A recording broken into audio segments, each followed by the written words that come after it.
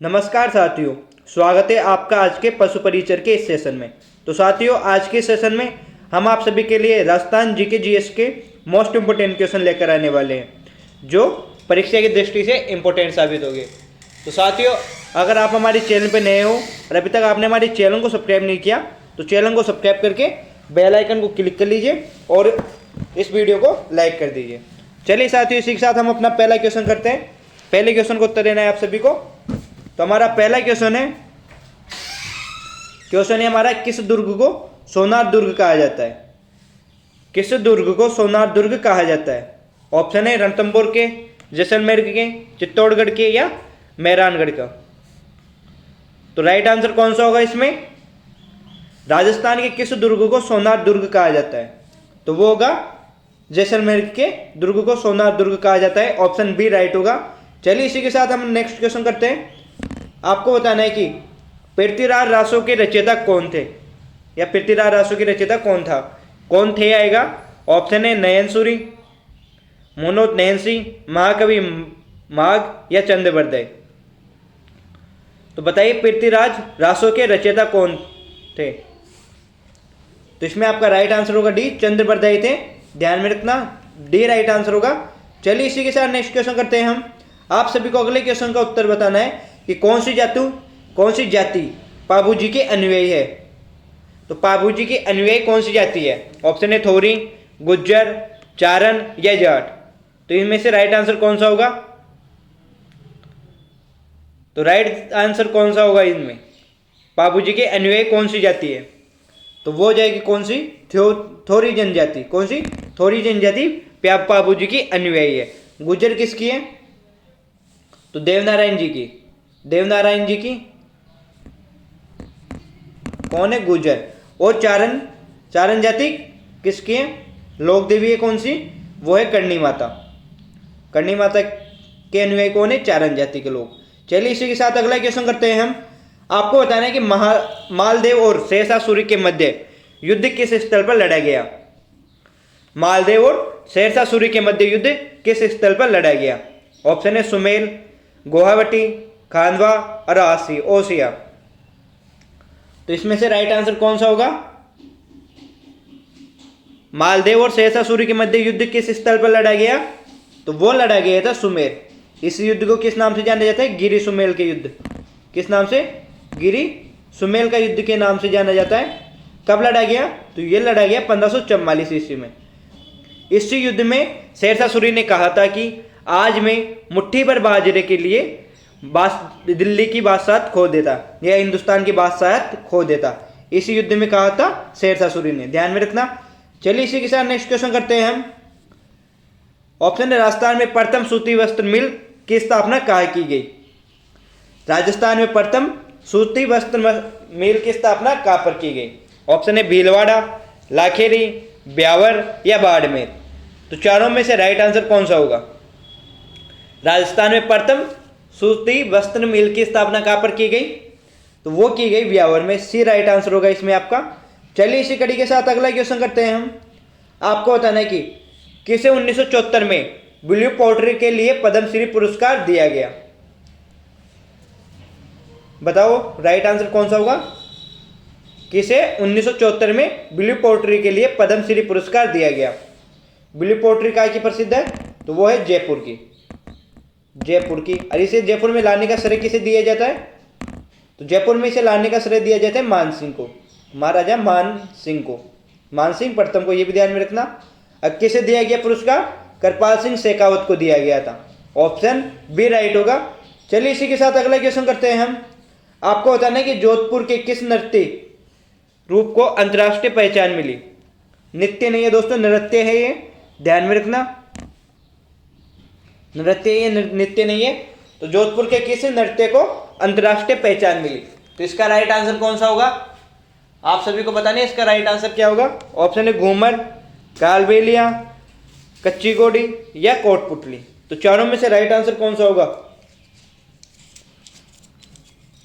तो अंतर्राष्ट्रीय पहचान किस नृत्य को मिली है? तो वो राइट आंसर होगा घूमर को। ऑप्शन कौन सा? पहला राइट होगा। चलिए इसी के साथ अगला क्वेश्चन करते हैं हम। आपको बताना है कि राजस्थान उच्च न्यायालय में स्वीकृत न्यायाधीशों की संख्या क्या है? राजस्थान के उच्च न्यायालय में स्वीकृत न्यायाधीशों की संख्या कितनी है? ऑप्शन है 34, 46, 50 या 54। तो चारों में से राइट आंसर कौन सा होगा? तो राजस्थान उच्च न्यायालय में स्वीकृत न्यायाधीशों की संख्या कितनी है? वो है 50। ऑप्शन इसमें आपका सी राइट होगा। चलिए इसी के साथ अगला क्वेश्चन करते हैं हम। क्वेश्चन है धौलपुर को प्राचीन समय में किस नाम से जाना जाता था? धौलपुर को प्राचीन समय में किस नाम से जाना जाता है था? ऑप्शन है भीनमाल, कोटी, धवलपुर या सभी। तो धौलपुर की बात करें, धौलपुर को प्राचीन समय में किस नाम से जाना जाता था? तो कोटी के नाम से जाना जाता था। ऑप्शन बी राइट होगा। इसमें ध्यान में रखना कौन सा होगा? बी राइट होगा। चलिए इसी के साथ अगला क्वेश्चन करते हैं हम। आपको बताना है कि यहाँ पर भारत का पहला परमाणु विस्फोट किस स्थान पर किया गया? भारत का पहला परमाणु विस्फोट किस स्थान पर किया गया? ऑप्शन है पोखरण जैसलमेर में, फलौदी जोधपुर में, कोलायत बीकानेर में या बालातल उदयपुर में। तो इसका राइट आंसर कौन सा होगा? तो भारत का पहला परमाणु विस्फोट कौन से स्थान पर किया गया? तो वो किया गया था पोखरण में, जैसलमेर में। ए राइट आंसर होगा इसमें। ऑप्शन ए राइट होगा। इस मिशन को क्या नाम दिया गया था? इस विस्फोट को इस्माइली बुद्ध, इस्माइली बुद्ध नाम दिया गया था। बुद्ध पूर्णिमा को किया गया था ये मिशन, ध्यान में रखना। और इसे इस्माइली बुद्ध नाम दिया गया था। मुख्यमंत्री कौन थी? तो वो थी इंदिरा गांधी। सॉरी दोस्तों, प्रधानमंत्री कौन थे उस समय? इंदिरा गांधी भारत की प्रधानमंत्री थी, उसके समय किया गया था। ये भी ध्यान में रखना। चलिए इसी के साथ अगला क्वेश्चन करते हैं हम। आपको बताना है कि मिट्टी में खारापन व क्षारीयता की समस्या का समाधान है। मिट्टी में खारापन व क्षारीयता की समस्या का समाधान क्या है? ऑप्शन है शुष्क कृषि, खेती में जिप्सम का प्रयोग, वृक्षारोपण या समुच्चय रेखाओं के अनुसार कृषि। तो कौन सा राइट आंसर होगा इसमें? मिट्टी में खारापन व क्षारीयता की समस्या का क्या समाधान है? ऑप्शन है इसमें आपका बी राइट आंसर होगा, खेतों में जिप्सम का प्रयोग। ध्यान में रखना, बी राइट आंसर हो जाएगा। चलिए इसी के साथ अगला क्वेश्चन करते हैं हम। आपको बताना है कि निम्न में से कौन सी शक्ति राष्ट्रपति को प्राप्त है जबकि राज्यपाल को प्राप्त नहीं है? निम्न में से वह कौन सी शक्ति है जो राष्ट्रपति को प्राप्त है परंतु राज्यपाल को प्राप्त नहीं है? ऑप्शन है आपातकालीन, सैनिक, राजनयिक या उपयुक्त सभी। तो ये सभी शक्तियां किसे प्राप्त है? राष्ट्रपति को, परंतु राज्यपाल को प्राप्त नहीं है। अगला क्वेश्चन करते हैं इसी के साथ। आपको बताना है कि लोकसभा में राजस्थान की कितने सीटें हैं? लोकसभा में राजस्थान की कितनी सीटें हैं? 20, 27, 25 या 29। तो बताइए राइट आंसर कौन सा होगा? लोकसभा में राजस्थान की कितनी सीटें? तो 25 सीटें हैं। ऑप्शन सी राइट होगा। अगला क्वेश्चन करते हैं इसी कड़ी के साथ। आप सभी को अगले क्वेश्चन का उत्तर देना है। क्वेश्चन है भूरी क्रांति किससे संबंधित है? भूरी क्रांति का संबंध किससे है? ऑप्शन है दूध से, खाद्य पदार्थ प्रसंस्करण से या सरसों से या मछली से। तो इसमें से राइट आंसर कौन सा होगा? भूरी क्रांति का संबंध किससे है? तो इसमें आपका बी राइट आंसर होगा, खाद्य पदार्थ प्रसंस्करण से है भूरी क्रांति का संबंध। चलिए इसी के साथ अगला क्वेश्चन करते हैं हम। आपको बताना है कि मेजा बांध कहाँ स्थित है? मेजा बांध कहाँ पर है? ऑप्शन है भीलवाड़ा, बांसवाड़ा, अजमेर या उदयपुर। तो मेजा बांध बताना है कहाँ पर है? तो वो है भीलवाड़ा में। बी राइट आंसर होगा इसमें। सॉरी दोस्तों, ए राइट आंसर होगा इसमें। मेजा बांध भीलवाड़ा में स्थित है। बांसवाड़ा में कौन सा? माई बजाज सागर बांध। माई बजाज सागर बांध कहाँ पर है? बांसवाड़ा में, जो राजस्थान का सबसे बड़ा बांध है। यह भी ध्यान में रखना, माई बजाज सागर बांध। अगला क्वेश्चन करते हैं इसी के साथ। आपको बताना है क्वीन ऑफ रणथंभौर के नाम से प्रसिद्ध बाघिन है। क्वीन ऑफ रणथंभौर के नाम से प्रसिद्ध बाघिन कौन सी है? ऑप्शन है मछली, कृष्णा, सीमा या मेघ। ये बाघिनों के नाम है दोस्तों। तो इनमें से प्रसिद्ध क्वीन ऑफ रणथंभौर किसे कहा जाता है? तो वो है मछली। ऑप्शन ए राइट होगा। चलिए इसी के साथ अगला क्वेश्चन करते हैं हम। आपको बताना है कि बडला सोलर पार्क कहाँ स्थित है? बडला सोलर पार्क कहाँ पर है? जोधपुर में, बाड़मेर में, जैसलमेर में या जालौर में? तो इनमें से राइट आंसर कौन सा होगा? बडला सोलर पार्क कहाँ पर है? तो बडला सोलर पार्क की बात करें तो वो है जोधपुर में। ए राइट आंसर होगा आपका। थोड़ा समय का अभाव होने के कारण मैं आपको जल्दी जल्दी इन क्वेश्चनों के उत्तर बता रहा हूं, तो आप वीडियो को पॉज करके भी रुक सकते हैं या पॉज करके भी इन क्वेश्चनों का उत्तर सोच सकते हैं। क्वेश्चन है, राजस्थान को किस खनिज पर एकाधिकार प्राप्त है? राजस्थान को किस खनिज पर एकाधिकार प्राप्त है? ऑप्शन है लोहा खनिज, क्रोमियम, जस्ता या मैग्नीज। तो राजस्थान में सर्वाधिक क्या होता है? जस्ता। और एकाधिकार किसे प्राप्त है राजस्थान में? जस्ते पर प्राप्त है राजस्थान को। अगला क्वेश्चन करते हैं इसी कड़ी के साथ। आपको बताना है कि डेगाना किस खनन के लिए जाना जाता है? डेगाना किस खनन के लिए जाना जाता है? ऑप्शन है लोहे अयस्क के लिए, टंगस्टन के लिए, कोयले के लिए या तांबे के लिए। तो इसका राइट आंसर कौन सा होगा? तो डेगाना जाना जाता है टंगस्टन के लिए। इसमें आपका राइट आंसर बी होगा। ध्यान में रखना, बी राइट आंसर हो जाएगा आप सभी का इसमें। चलिए इसी कड़ी के साथ नेक्स्ट क्वेश्चन करते हैं हम। आपको अगले क्वेश्चन का उत्तर बताना है। क्वेश्चन है कि आयुष्मान भारत परियोजना संबंधित है। तो आयुष्मान भारत परियोजना संबंधित है, अभी थोड़ी चर्चा में भी चल रही है, तो स्वास्थ्य से संबंधित है आयुष्मान भारत योजना। अगला क्वेश्चन करते हैं इसी के साथ। राज्य का पहला मेगा फूड पार्क कहाँ स्थापित किया गया है? राज्य का पहला फूड पार्क या मेगा फूड पार्क कहाँ पर स्थापित किया गया? ऑप्शन है मुहाना जयपुर में, रूपनगढ़ अजमेर में, अनूपगढ़ में या झालावाड़ में। तो राइट आंसर कौन सा होगा? तो राज्य का पहला मेगा फूड पार्क कहाँ पर? रूपनगढ़ अजमेर में स्थापित किया गया है। इसमें आपका सी बी राइट आंसर होगा। चलिए इसी कड़ी के साथ नेक्स्ट क्वेश्चन करते हैं। आपको बताना है कि राजस्थान में छप्पनिया अकाल किस वर्ष पड़ा? राजस्थान में छप्पनिया अकाल किस वर्ष पड़ा? ऑप्शन 1956 में, 1957 में, 1958 में या 1952 में। तो राइट आंसर कौन सा होगा इसमें? तो राजस्थान में छप्पनिया अकाल किस वर्ष पड़ा? तो वो पड़ा था विक्रम संवत 1956 में। विक्रम संवत में दोस्तों, विक्रम संवत 1956 में पड़ा था, ध्यान में रखना। चलिए इसी कड़ी के साथ अगला क्वेश्चन करते हैं हम। आपको बताना है कि राजस्थान का प्रसिद्ध बेनेश्वर मेला किस माह में पड़ता है? बेनेश्वर धाम का मेला, जिसे आदिवासियों का कुंभ भी कहा जाता है या दक्षिण राजस्थान का कुंभ भी कहा जाता है, वो किस मास में पड़ता है या किस माह में पड़ता है? ऑप्शन है पौष, आषाढ़, फाल्गुन या माघ। तो बेनेश्वर धाम की थोड़ी बात कर लेते हैं दोस्तों। तो बेनेश्वर धाम के बारे में बता देता हूं। तो बेनेश्वर धाम कहां पर है? डूंगरपुर, राजस्थान के डूंगरपुर जिले में बेनेश्वर धाम स्थित है। इस बेनेश्वर धाम के मंदिर का निर्माण या बेनेश्वर धाम की स्थापना किसने की थी? तो वो संत माऊ जी ने की थी। संत माऊ जी, जिसे बागड़ का धनी भी कहा जाता है, उन्होंने बेनेश्वर धाम की स्थापना की थी। राजस्थान में एकमात्र शिवलिंग जिसकी खंडित रूप में पूजा की जाती है वो कहाँ पर है? बेनेश्वर धाम में। ये भी ध्यान में रखना, खंडित शिवलिंग की पूजा कहाँ पर की जाती है? बेनेश्वर धाम में की जाती है। इसके अन्य नाम बात करें तो आदिवासियों का कुंभ भी कहा जाता है इसे, या दक्षिण राजस्थान का कुंभ भी कहा जाता है। यहाँ पर मेला बढ़ता है बेनेश्वर धाम। मेले से पहले एक बात और, यहाँ पर 3 नदियाँ का संगम है दोस्तों। 3 नदियों का संगम है।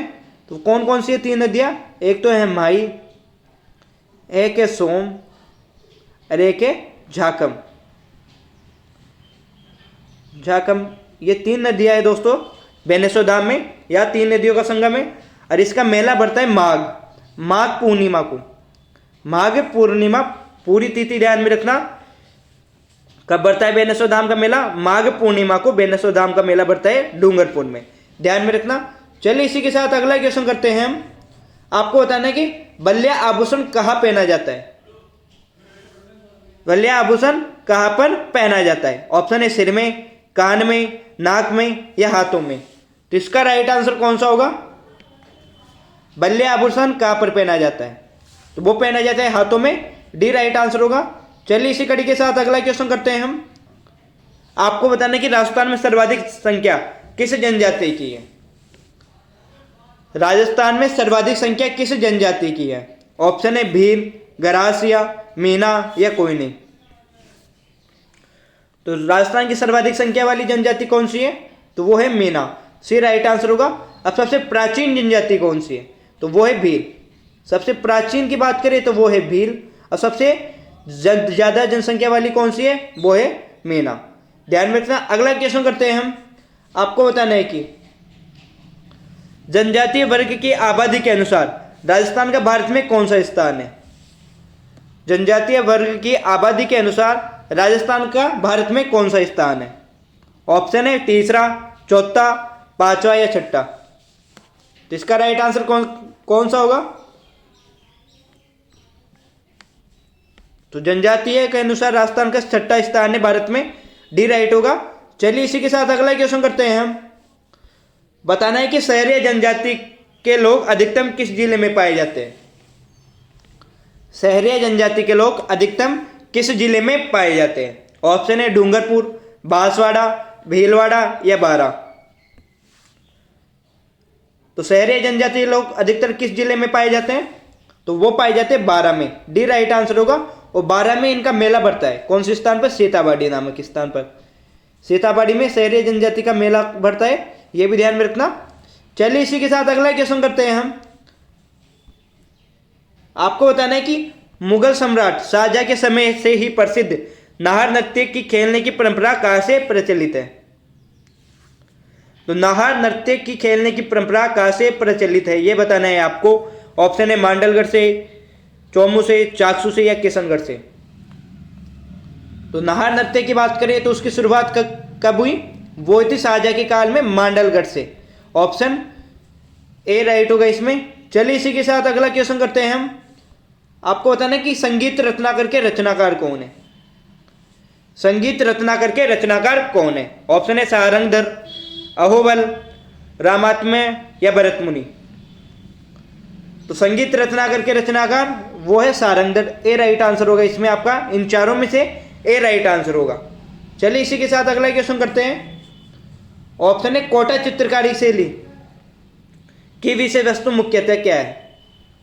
कोटा चित्रकारी शैली की विषय वस्तु क्या है? ऑप्शन है हाथियों की लड़ाई का दृश्य, शिकार का दृश्य, दरबारी दृश्य या उत्सव दृश्य।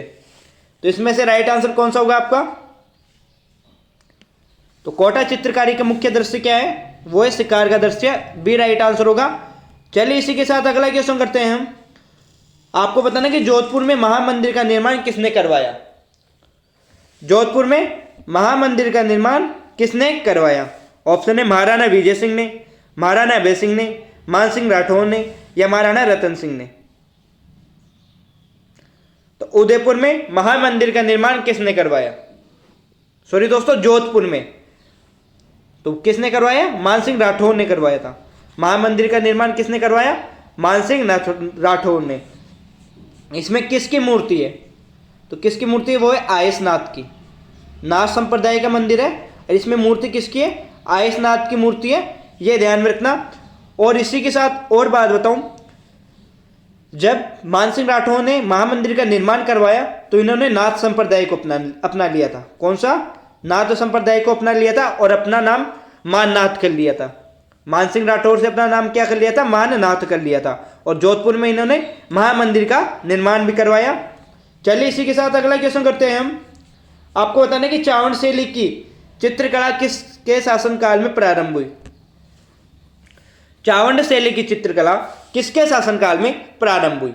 ऑप्शन है राणा सांगा, महाराणा प्रताप, अमर सिंह द्वितीय या राज सिंह। तो चावंड शैली की चित्रकला की बात करें तो इन चारों में से चावंड पर अधिकार किसने किया था? तो चावंड पर अधिकार किया था महाराणा प्रताप ने। तो किसके समय से प्रारंभ हुई चावंड चित्रकला? वही महाराणा प्रताप के समय थे। महाराणा प्रताप ने 1585 ईस्वी में 1585 ईस्वी में चावंड के शासक या चावंड का जो कबीला था या चावंड में जो रहता था वो था लूणा चावंडिया। उस समय कौन था शासक? लूणा चावंडिया। तो लूणा चावंडिया को पराजित करके 1885 में महाराणा प्रताप ने लूणा चावंडिया को पराजित किया और चावंड को अपनी राजधानी बनाया। और कितने वर्ष तक राजधानी बनाए रखा? तो मेवाड़ की राजधानी कितने वर्ष तक रही चावंड? वो रही 28 वर्ष तक। ये क्वेश्चन पूछा जा चुका है कई बार एग्जामों में कि मेवाड़ की चावंड मेवाड़ की कितने समय तक राजधानी रही? तो कितने समय तक राजधानी रही? वो रही 28 वर्षों तक, ध्यान में रखना। चलिए इसी के साथ अगला क्वेश्चन करते हैं हम। आपको बताना है कि राजस्थान के किस जिले में पूर्व हड़प्पा सभ्यता के व्यापक अवशेष पाए गए? राजस्थान के किस जिले में पूर्व हड़प्पा सभ्यता के व्यापक अभिलेख या व्यापक अवशेष पाए गए? तो इसमें आपका राइट आंसर होगा ए, हनुमानगढ़ में पाए गए। चलिए इसी के साथ अगला क्वेश्चन करते हैं। क्वेश्चन है मकानों से पानी निकालने की वैज्ञानिक पद्धति चक्रकूप किस सभ्यता की विशेषता थी? तो बताइए इसका राइट आंसर कौन सा होगा कि मकानों से पानी निकालने की वैज्ञानिक पद्धति कौन सी पद्धति? वो है चक्रकूप पद्धति। तो वह किस सभ्यता की विशेषता थी? ऑप्शन है आहड़, गिलिंड, सोनारी या गणेश्वर। तो चक्रकूप सभ्यता के अवशेष मिले हमें आहड़ सभ्यता से, जिसे बनास संस्कृति भी कहा जाता है या मृतकों के टीलों की सभ्यता भी कहा जाता है।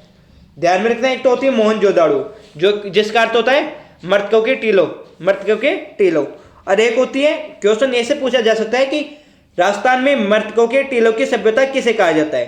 तो वो कहा जाता है आहड़ सभ्यता को। ध्यान में रखना, क्वेश्चन पूछने का अंतर है। अगला क्वेश्चन है कि गणेश्वर का टीला किस जिले में स्थित है? तो गणेश्वर का टीला किस जिले में है? ऑप्शन है सीकर, जयपुर, उदयपुर, नीम का थाना।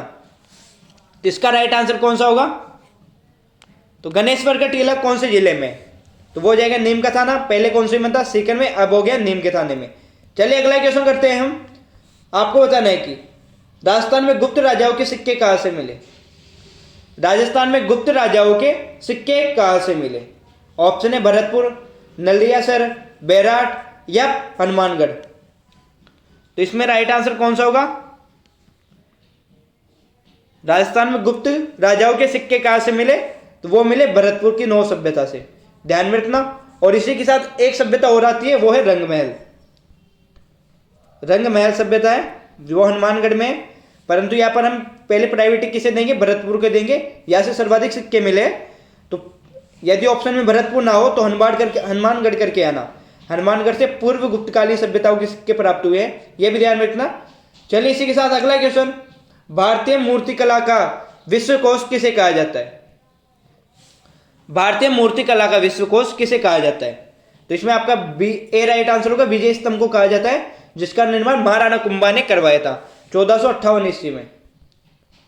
1458 ईस्वी में जिसका निर्माण महाराणा कुंभा ने सॉरी दोस्तों 1458 नहीं है, 1440 या 1439 लगभग 1439 या 40 ईस्वी में महाराणा कुंभा ने विजय स्तंभ का निर्माण करवाया था। किसके लिए करवाया था? तो इनकी एक विजय थी दोस्तों, इन्होंने मालवा के राजे, मालवा का शासक था कौन? महमूद खिलजी प्रथम, उसे पराजित किया था। इस कारण इन्होंने विजय स्तंभ का निर्माण करवाया था। ध्यान में रखना। चलिए इसी के साथ विजय स्तंभ की ओर बात करें तो विजय स्तंभ में मंजिल कितनी है? तो 9 मंजिला है। विजय स्तंभ 9 मंजिला है। और इस पे आपको पूछे कि विजय स्तंभ पर अल्लाह शब्द लिखा हुआ है क्या? अल्लाह शब्द, तो विजय स्तंभ पर यस अल्लाह शब्द लिखा हुआ है। जब चित्तौड़गढ़ पे आक्रमण किया गया था तो विजय स्तंभ को तोड़ने के डर के कारण इस पर 3 या 4 बार अल्लाह शब्द लिखवा दिया गया था। ध्यान में रखना। अगला क्वेश्चन करते हैं इसी के साथ। आपको बताना कि लोधी मीनार कहां पर स्थित है? ऑप्शन है लोधी मीनार कहां पर है? तो इन चारों में से राइट आंसर कौन सा होगा? तो बयाना भरतपुर में लोधी मीनार स्थित है। चलिए इसी के साथ अगला क्वेश्चन करते हैं। जगन्नाथ कछुआ की 32 खंभों की छतरी कहां पर है? तो जगन्नाथ कछुआ की 32 खंभों की छतरी कहां पर है? जगन्नाथ कछुआ कौन थे? तो ये वो थे जिन्होंने अकबर ने जगन्नाथ कछुआ को ही अंतिम बार मेवाड़ पर अभियान करने को भेजा था। किसे भेजा था? जगन्नाथ कछुआ को भेजा था अंतिम बार मेवाड़ पर अभियान करने को।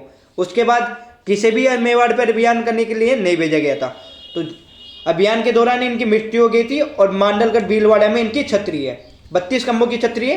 एक 32 खंभों की छतरी है रणथंभौर में, जिसका निर्माण हमीर देव ने अपने पिता जयत्र सिंह की याद में करवाया था। और एक 32 खंभों की छतरी है मांडलगढ़ भीलवाड़ा में, जो किसकी है? जगन्नाथ कछुआ की है। तो ऑप्शन इसमें बी होगा आपका राइट आंसर। ध्यान में रखना। तो चलिए यहीं पर आज का हमारा सेशन समाप्त होता है। आशा करूंगा आप सभी को हमारा सेशन अच्छा लगा होगा। अगर सेशन अच्छा लगा है तो सेशन को लाइक करना, दोस्तों के पास शेयर करना और अगर आप हमारे चैनल पर नए हो तो चैनल को सब्सक्राइब करके लाइक कर लेना। हम आपके लिए रेगुलर पशु परिचर और बीएसटीसी की क्लासें लेकर आ रहे हैं दोस्तों। तो यहाँ पर हम आपसे अलविदा लेते हैं। जय हिंद, जय भारत, जय श्री राम दोस्तों।